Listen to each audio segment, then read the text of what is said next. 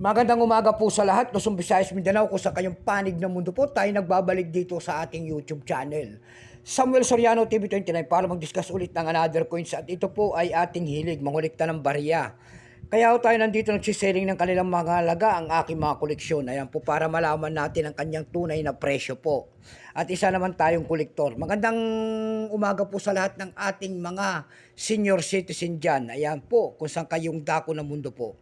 Maraming salamat din po sa nanonood doon sa aking FB page. Ayan, Samuel Soriano. Lahat po na nakapalo doon sa akin. Follow nyo po sana ang aking FB page. At may mga nagsisend po ng star. Thank you so much din po. Ayan. Yun naman po hindi pa po nakapag-subscribe dito sa aking YouTube channel. Anyayaan ko sana kayo. At malaking tulong na po o bagay ang inyong gagawin. Tulad ng pagpindot ng ating subscribe button, like and share para ma-update ko kayo sa mga latest ko pang gagawin mga video po.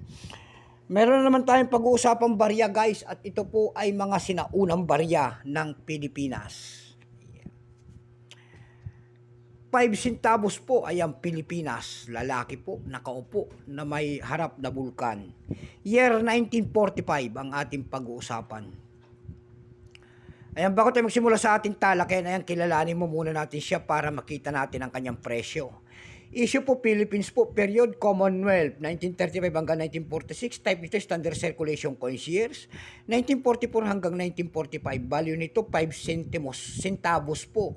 Currency piso 1967 up to date po, composition niyan ay nickel brass.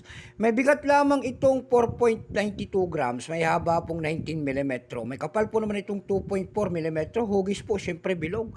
Orientation niyan ay coin alignment, number N-4711, reference number KM-180-1.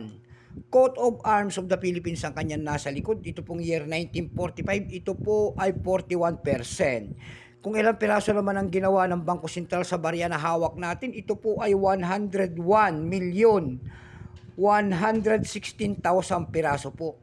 May price na po ito doon sa ating numista. Binigyan na po ng presyo ng ating mga kolektor. Yung kanyang very fine 50 pesos. Extra fine 87. Almost uncirculated ay 110. Dako tayo sa kanyang presyo. Ayan. Doon sa ating eb.com, nakakita tayo nagbebenta doon ng $12.80. Nasundan po ng $5.